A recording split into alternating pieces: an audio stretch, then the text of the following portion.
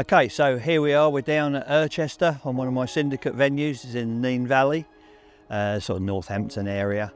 It's absolutely stunning place, it's beautiful, it's one of my favourite tickets.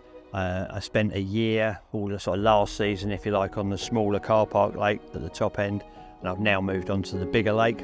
It's only my fourth trip on here. The first three were all successful, but I will say this week it's 32 degrees today and it's going to be 33 tomorrow, so we're bang up against it. But I've had a wander around. I've seen a couple of fish cruising near a big weed bed out there. I've chucked a couple of rigs out for now. I'm going to just sort of see how the day progresses, and in between times going to sit down, have a little chat about how I approach summer fishing, rigs, baiting, you know, mobility, etc. But first things first, we're going to have a cup of tea, chill out, and then we'll catch up in a little while.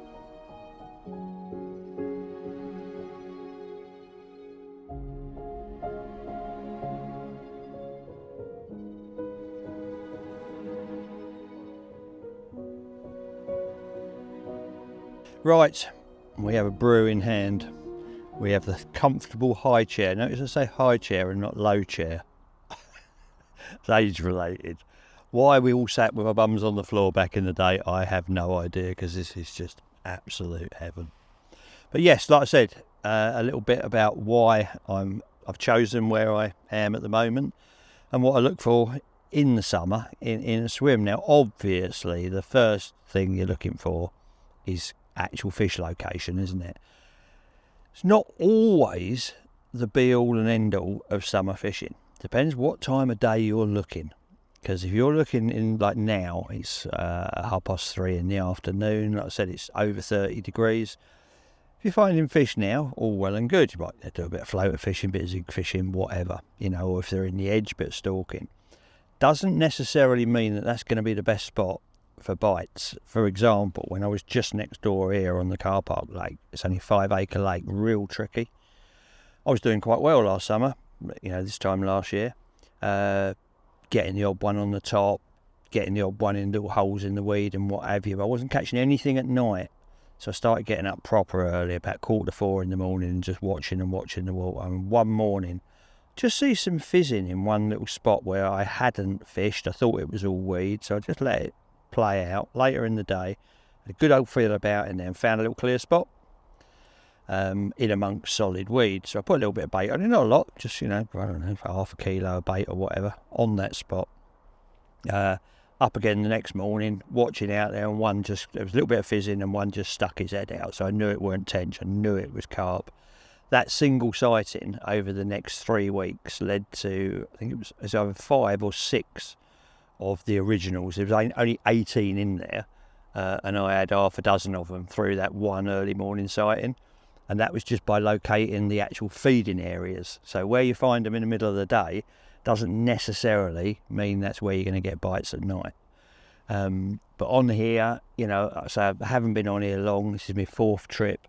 Not that in tune with it yet, but I will get there. And not everyone gets that chance to go, you know, week after week after week for 2 or 3 nights. I understand that. A lot of people are a single night, and you know, you can't build up that picture. So, you know, on just the look of it and what you see and what you get when you turn up and walk around maybe in the middle of the day, look for areas that have got weed beds nearby. In the summer, the fish spend a lot of the time in the weed. You get different oxygen levels in the main lake and in the open water and in the weed, and they change throughout the day and night. So I'd look for something with a bit of cover nearby. Maybe, you know, if you're on a gravel pit like this, something with a bar that might be used as a transit route. Fish use those like roads to get from A to B.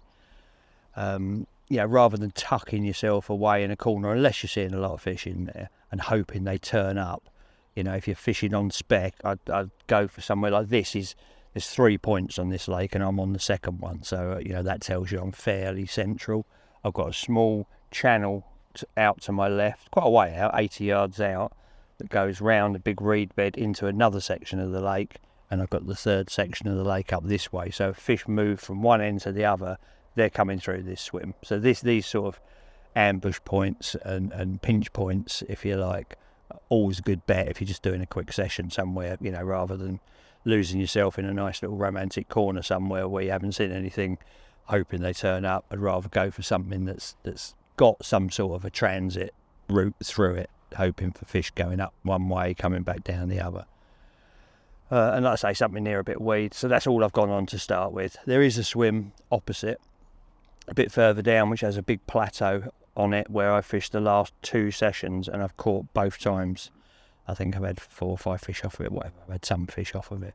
I could have just gone back in there and just repeated and repeated, but I wouldn't learn anything about the lake. So I really want to learn more about different areas of the lake. So for me on this trip, it's a bit more exploratory. I'm hoping that all those things I've put together to make me choose this swim all sort of come to play, and I catch one basically, or maybe even 2. But like I say, it's not going to be right at the moment, but maybe this evening or tonight, or if not early hours in the morning. Classic time at this time of year, and we're in August at the moment. The first 2 hours are light, which is, it's pushed on a little bit now. You know, in the middle of summer it's 4:30. Now it's probably 5:15, something like that. So between sort of 5 and 7, your absolute classic bite time for August. So we shall see. Right, I mentioned earlier about weed fishing, you know, near weed. I like the cover of weed and the different oxygen levels and what have you, but there's sort of quite a lot more to weed fishing and presenting your bait, obviously. You know, summer, there's weed everywhere, but there's all sorts of different types of weed, and they can tell you a big story about what you're finding out there. So I'm fishing out about 15 wraps, which is 60 yards in old money, you know, and I'm pulling back various sorts of weed like this, blanket weed, silkweed, whatever you want to call it. Lays very low to the bottom. This is quite fresh, so not too bad at all, but I wouldn't want to fish over it. When it dies off, a lot of this lake is covered in last year's blackweed, which is horrible, stinking, gets this like sort of purpley black silt in there as it's trying to break down. I don't think it's got enough sort of oxygen or whatever to break down fast, so it becomes this stinking horrible mess, which you want to avoid at all costs. This will mask your rig and blanket everything. It's not ideal, but that tells you that you're fishing on or around something, some sort of a feature in general. There's another weed in here, which is, I believe its proper name is bistorte. I've come across it in a few lakes, not an awful lot.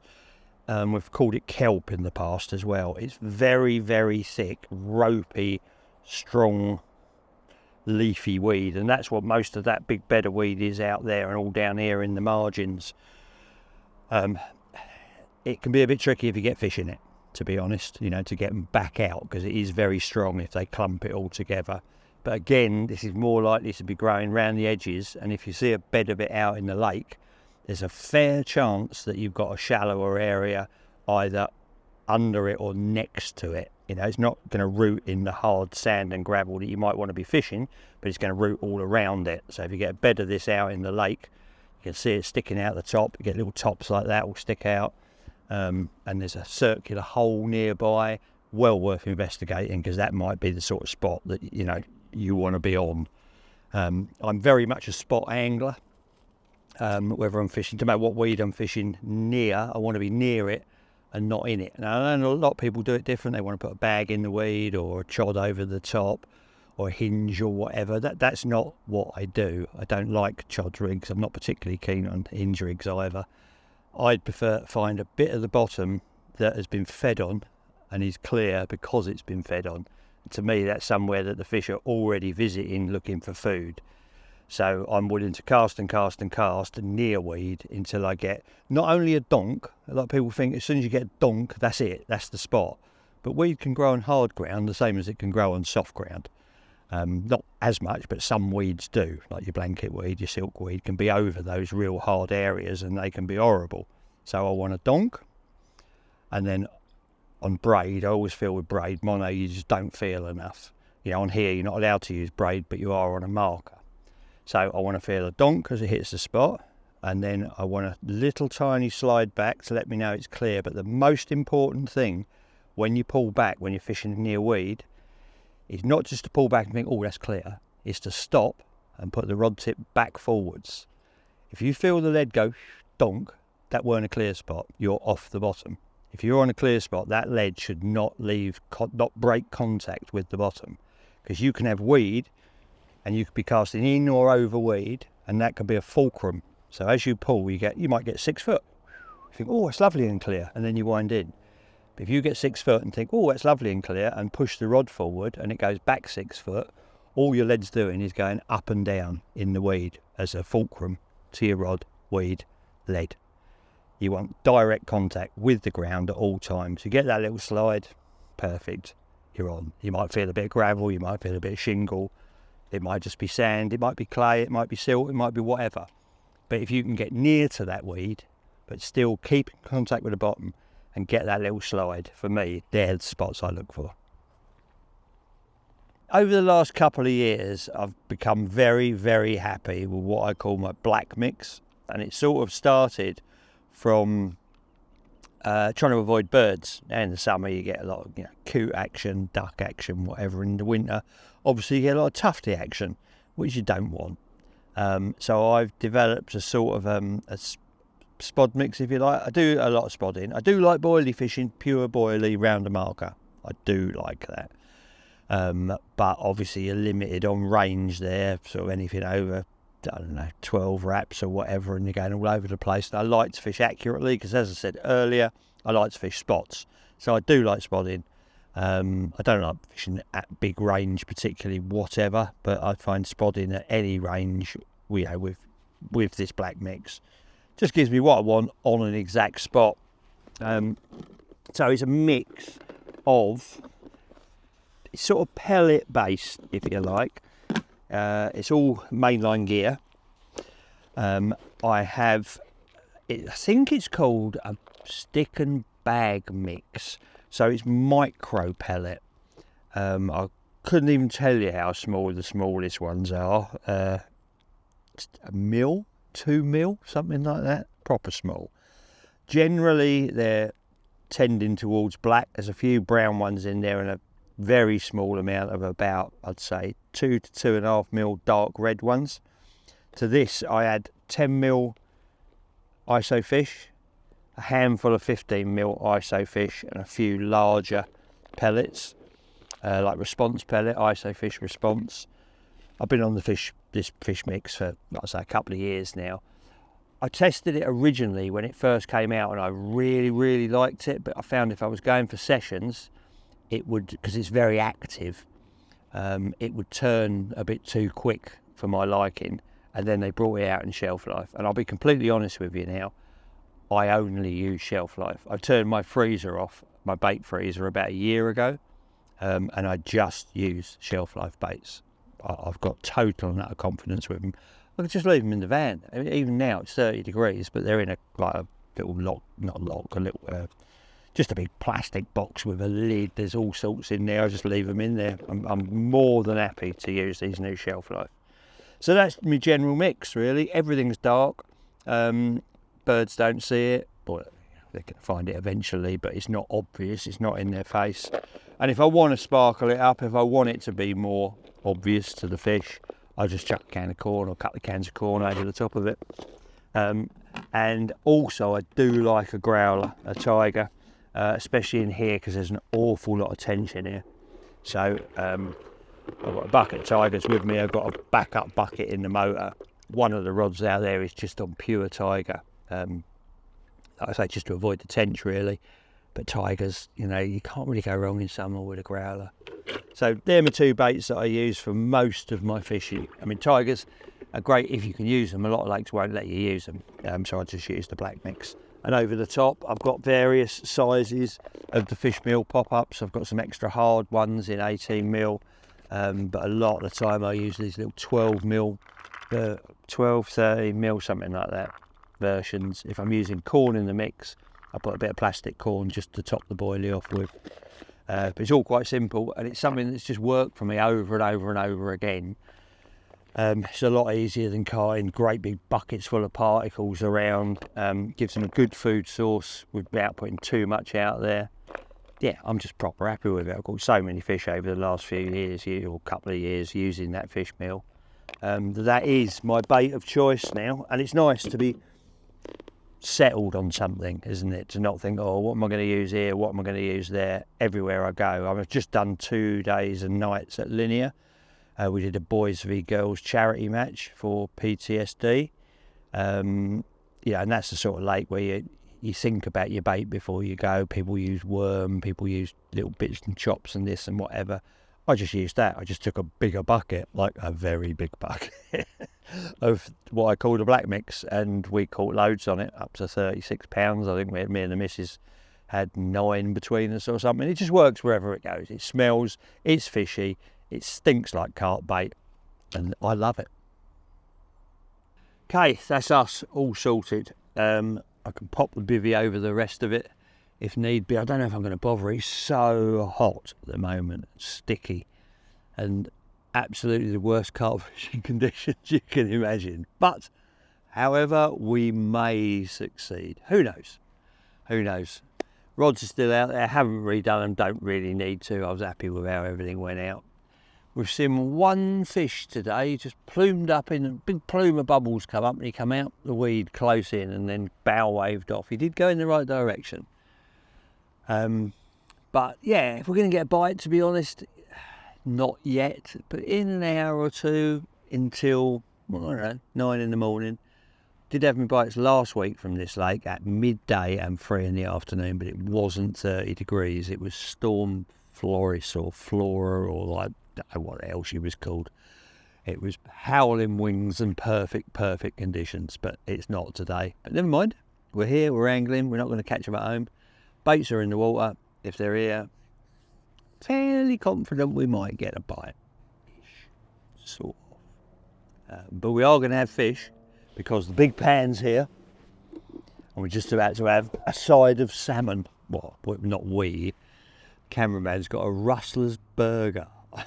Jesus Christ.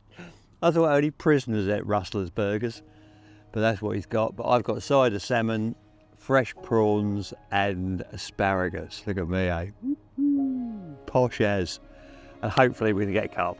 And as soon as we do, you will all know about it. But until then, it's dinner time.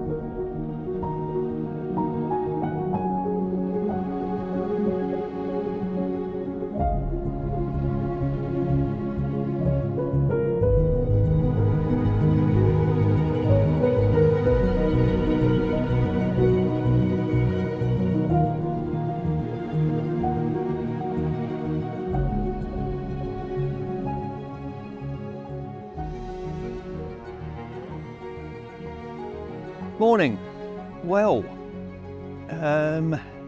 nothing to report on the fish front on the bank, but I have seen quite a few now. A lot of UFOs, as I call them, unidentified fishy objects.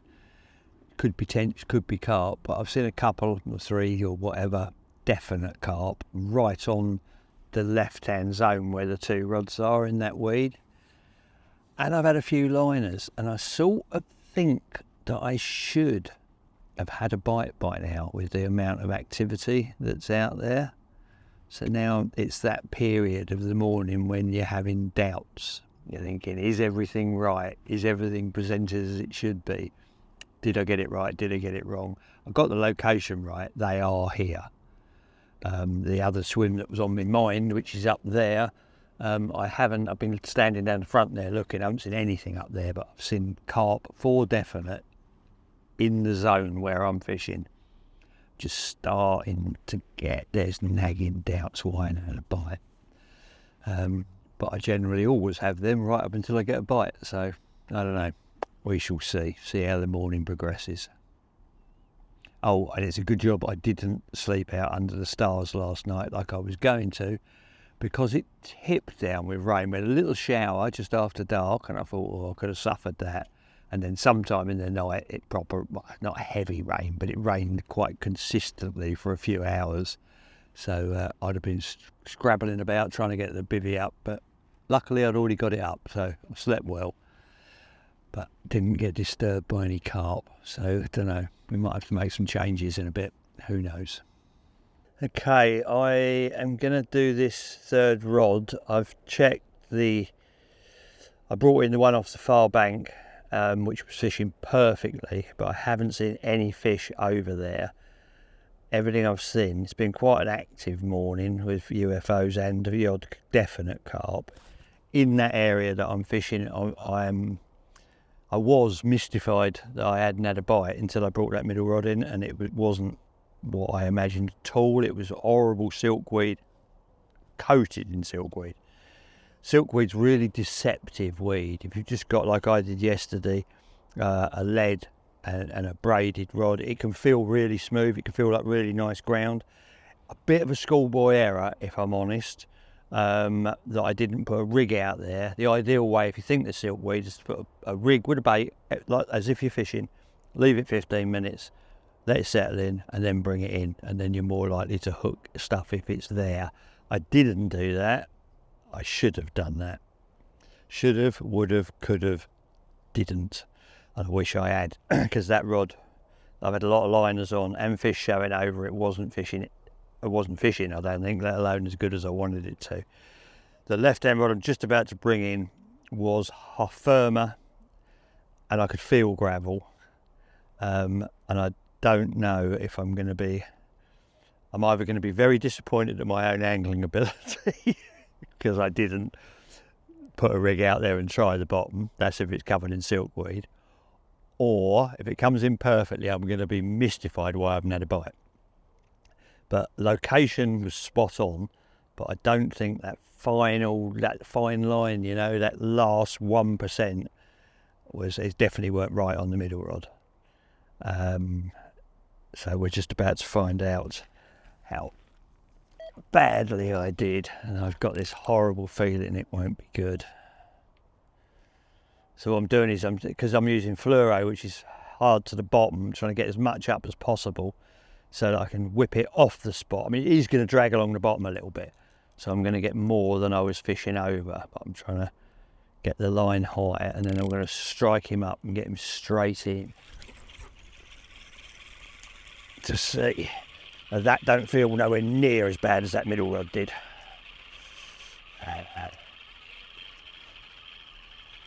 Nowhere near as bad. See, this is totally different.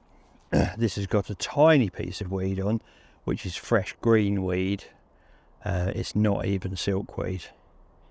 It's just a ickle bit of... I'm not really sure what that is. It's not Canadian, but it's not a problem. I'll tell you that. That is not a problem. So this one was fishing, so I am mystified why I haven't had a bite on that one. I really am. So what I'm going to do, which I've already done to the other two, is I'm going to make a change. So, with this rig I use, I can literally, it's a Ronnie on a stiff boom, I can just swap them bottom growlers for a buoyant bait, and it will just sit as a pop-up, just in case that was the problem. Really don't know why that hasn't gone though. They could have found that easy enough. And they've been there. One fish showed this morning, bang smack on top of this rod.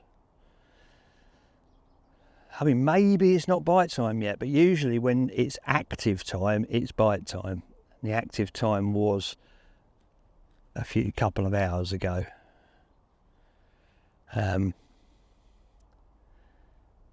So yeah, this one was doing all right. Should have had a fish. Morning's gone, it's mid-afternoon, it is scorching, it's way over 30 degrees. Why I'm moving in these conditions at this time of day, I do not know. Well, I do know, because I don't think it's happening here. Fish were here, but I'm not too keen on the bottom here. I've been on the opposite side into a little swim where I'd seen fish this morning, looks nicer. And I've been down and had a look at the plateau where I caught last week, and I've seen two fish out there, and there's like a weed bed on the side of the plateau, and I've seen two cruising out through there. So wherever we end up, it's on that side of the lake. So it's to that side of the lake we go. Ho ho ho and all that. 1, 2, speed 3. Whoom, ta-da. Right, here we are, relocated. Now, it looks beautiful out there. We've got a summer easterly, which is one of the... Easterlies and southeasterlies, probably the best winds in summer. I can't believe I'm not actually fishing on it as such. It's coming in a bit, but it's going up that way a lot more to where I fancied the other swim, the second swim I fancied. However, out here, this is a swim that I fished last week. I do know this swim. I'm new on this lake, but this swim I do know. I've got all my spots marked down. Fished in here last week, had 2 and lost 1. There's a great big weed bed out there, and on the right of the big, it's like a 𝗵𝗺𝗿 bed, so it's keeping the water flat out there. And on the right of it is a plateau, and there's a spot on the plateau where I can get bites. I know I can get bites if they're in a feeding mood. As I first came in here, stood here and had a look, I looked out the weed bed and a big old black back just lifted up like that, and then another one. I've been sat here with my bins, trained out there. There's loads of fish in there. I mean, they're no good to me at the moment doing whatever it is they're doing. They're just sunbathing. It's 32, 33 degrees.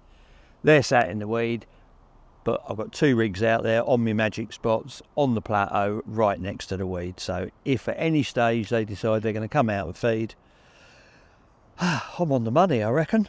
So I've chosen this one rather than the other one, which probably would look better in the wind. But this looks better because it's full of carp. And at the end of the day, we're here to catch carp, aren't we? So all we've got to do now is catch a carp. But we're trying. We are trying. Right, let's talk rigs. I'm not very riggy sort of person. I tend to find something I like and stick with it. And this is something I like, so I've stuck with it. Now, to me, it seems quite straightforward, and I know Ronnie rig, and I know you've seen Ronnie rig, everyone talks about Ronnie rigs. But a lot of people, when they see my rigs, and Ian, the cameraman over there, said exactly the same as a lot of people say, oh, it's a little bit different. And all of my rigs incorporate a short hair. So I have a sliding ring, and then I have an old-fashioned sort of looped hair to mount my bait on, with a degree of separation between the hook and the bottom of the bait, which I think gives everything, it's just like another hinge, that little bit of separation. I don't like having baits tight against the back of a shank. In my mind, if that's sucked in and blown out, it's going out back of the bend first, following the bait, which is the hook's around the wrong way. And I just think with that extra hinge, there's more chance of that revolving in the mouth and taking hold. And I also always fish my stop bead on any of my rigs right at the very top of the bend. Now, when I have published this rig or something similar in the past on like social media, I've even had people say to me, oh, you got the bead in the wrong place, which did make me laugh, because there isn't a right and a wrong. Obviously what they meant was a different place, but it's not the wrong place. For me, it's the right place. So when it's presented on the bottom, the bait is above the hook. If a fish comes down and sucks it in, the hook is following the bait, the volume, the size of the bait into the mouth. And then obviously it comes back down the shank. It's got that extra hinge, extra movement. It's on a flexi-link swivel, so there's bits moving around everywhere, spins all over the place. To tie it, I use the heavy tungsten Gardner Ronnie sleeves, because they make changing the hooks so simple. You just slide them up, and the swivel's got a little hook on it, and you just pop a new hook on and then slide the tungsten sleeve back down, replace your hair and your little stop, and you're good to go. More recently, I've changed, I nearly always use coated braid, but not so long ago I did one of them underwater things. And I saw what my coated braid looked like in clear water, and it scared me. So I'm now using, it's called Tiger Link. It's a fluorocarbon, so it's not a stiff link, it's a stiffish link. It's like a 30-pound fluorocarbon. It has give in it, as you can see, but it is fairly stiff. But it's totally invisible on the bottom, and I've coupled that with a fluorocarbon leader so that nothing, as it lays on the bottom, if I'm fishing over, like I am now, over a sort of shiny plateau with fairly clear water, there's nothing really visible there apart from, if you've got really good eyesight, the hook and hopefully the bait. if I'm presented as I want to be. So there we go. That is my rig, and I swap and change this. You know, I'll put tigers on and use it on the bottom. I'll use a bottom bait. I'll use a wafter. I'll use a pop up, whatever. But the rig doesn't really change. And if I use a bottom bait, I still use the heavy tungsten. I just think, you know, they've got to give it a bit of a to get that off the bottom and into their mouth. I know how strong the suction from a carp is unbelievable. So I'm happy to use that, whatever. I just change the bait, everything else stays the same. My rig. I like it a lot. Right, well, I would say we're all settled into the new swim, but we're not.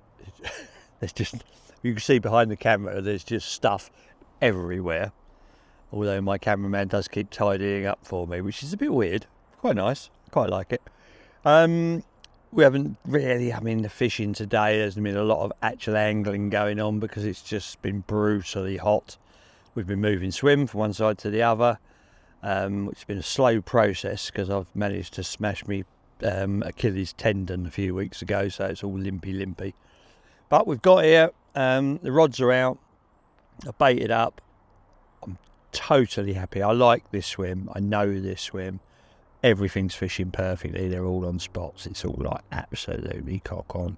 It just depends whether those fish come out of that weed and decide to feed, or whether in the, I mean, it's, you know, it's 20 degrees tonight, it's going to be in the night, I think that's the low, whether they just stay in there. But I think, you know, quite often this time of year, as it gets into the night, the oxygen levels around weed change drastically and the fish move out. That's what we're sort of bargaining on, that they come out, they know the spots they feed on. You know, I can tell which spots they feed on because there's blanket weed or silkweed over most of it. The spots I caught from only last week, they're crystal clear, that's where they feed. Everything's in place, basically. If they leave that weed bed, I'm catching them. If they don't, well, I'm not. But yeah, so rest of the evening we're going to have a bit of grub, get the cookers out. I've got pork chops tonight, pork chops, asparagus and something else, but I can't remember what it is. Something nice anyway. Yeah, might even have a cheeky beer before I go to bed, get the house up, watch the sunset, wait for the rods to rip off, and as soon as they do, you'll be the first to know about it.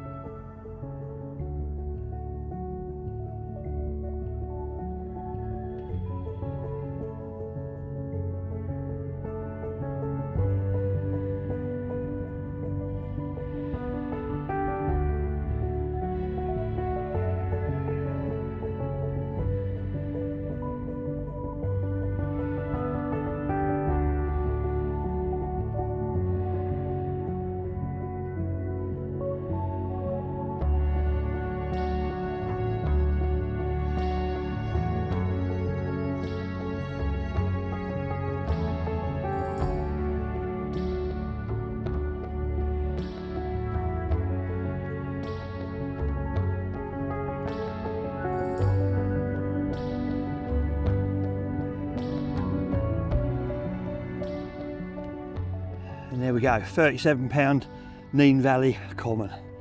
Absolutely beautiful. Very, very lively as well. He's been hard work to trick because obviously the conditions have been brutal, and I lost one this morning which didn't please me at all, and then they started fizzing over the spot in that bright sunshine, and along he came. I think we're going to only have a quick look at him because he just wants to go back. And there he is. Lovely jubbly. What a way to end what's been a lovely little trip. 2 days and nights on the bank. Got some nice footage, summer special. We've got 37 pound 𝗵𝗵𝗵𝗃 common to end with. So thank you all very, very much for watching, and I hope you enjoyed it as much as we did. Hurrah!